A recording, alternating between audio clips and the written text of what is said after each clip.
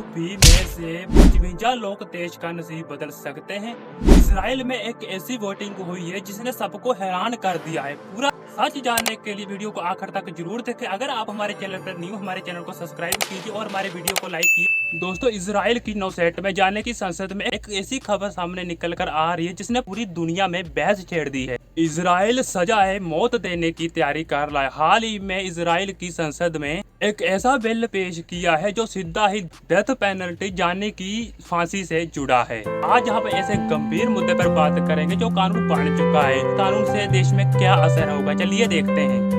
सबसे पहले यह समझते हैं कि ये मामला क्या है। जो आतंकी हमलों में शामिल हो उससे उम्र कैद नहीं बल्कि सीधे ही फांसी देनी चाहिए। इतमार बिन गवेर ने, जो कि इसराइल का नेशनल सिक्योरिटी मिनिस्टर है, उसने इस बिल को जोर शोर से बढ़ावा दिया है। दुश्मन के दिल में डर पैदा करने के लिए ये कानून जरूरी है। लेकिन ध्यान देने वाली बात यह है कि इसराइल के कानून में फांसी बहुत ही रेयर केस में दी जाती है। इस बिल को देश में लाने वाले जो कि चर्चा का मुद्दा बनाया, उनके पहला नाम बताता हूँ आपको। पहला नाम है इतमार बिन गवीर, जो कि इसराइल के इंटरनेशनल सिक्योरिटी मिनिस्टर है, और दूसरा है वहाँ के पीएम नेतन्याहू, जो कि इस बिल को पास कराने के लिए पूरा जोर इस वक्त लगा रहे हैं। इस बिल का समर्थन करने वालों का यह मानना है कि इससे देश की सुरक्षा मजबूत होगी, लेकिन दूसरी तरफ इसका काफी विरोध भी हो रहा है। जैसे फ्रांस, इटली, ऐसे और भी कुछ बड़े बड़े देश जो इस कानून के खिलाफ हैं। उनका मानना है कि सजाए मौत से हिंसा कम नहीं, हिंसा बढ़ सकती है। इसराइल की खुफिया एजेंसी शिन बेट के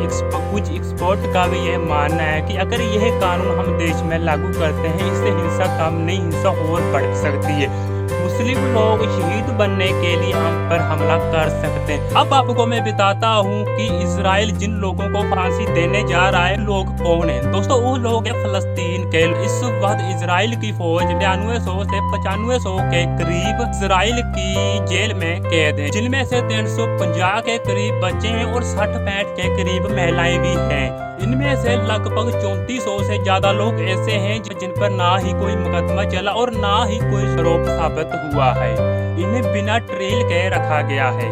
दोस्तों, आप सोचिए, क्या जो 12 में से 13 साल के करीब बच्चे, क्या वो कभी आतंकवादी हो सकते? उनमें से 60-65 महिलाएं भी, क्या वो आतंकवादी हो सकती है? इंटरनेशनल कानून की धज्जियां उड़ा रहा है और पूरा वर्ल्ड साइलेंट है, चुप करके बैठा हुआ है। इसराइल ने ईरान पर हमला करके कितने मारा है, वो हमला अपनी सुरक्षा के हित में बता रहे हैं। अगर फलस्तीनी लोग अपनी सुरक्षा करें तो उन्हें इसराइल आतंकवादी बताता।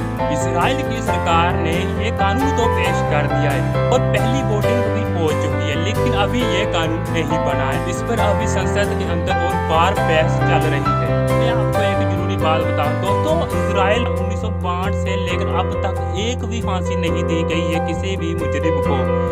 इसलिए नया बिल, वहाँ के कानून पर बहुत बड़ा बदलाव होने वाला है। पूरी दुनिया की इस पर नजर अटकी हुई है। हैरान करने वाली बात यह है कि अब तक इस कानून के 120 लोगों में से 55 लोगों ने इसके हक में वोटिंग दी है और 5 लोगों ने इसके खिलाफ वोटिंग दी है। इसराइल की विपक्ष पार्टियों ने ज्यादातर इस वोटिंग में हिस्सा ही नहीं लिया, उन्होंने सदन ही छोड़ दिया। उनका मानना था कि यह बिल लोकतंत्र के खिलाफ है। दोस्तों, जो 55 वोट भी इस कानून के हक में पड़े हैं दोस्तों, वो भी नेतन्याहू की पार्टी में से कुछ मेंबरों ने, और जो इसके नेतन्याहू की पार्टी के साथ गठबंधन है, उन लोगों ने ही इस बिल को वोट दिया है। दोस्तों, आप हिसाब लगाइए, इस कानून को लेकर इसराइल के अंदर भी बहुत बड़ी दरार है। अभी यह बिल कमेटी में अटका हुआ है। इस कानून को बनने के लिए 3 और राउंड की वोटिंग से गुजरना होगा, जो कि अभी तक पूरी नहीं हुई। अभी सिर्फ एक राउंड हुआ है। बोले आपकी दोस्तों इस कानून पर क्या राय, जल्दी जल्दी से कमेंट में बताएं।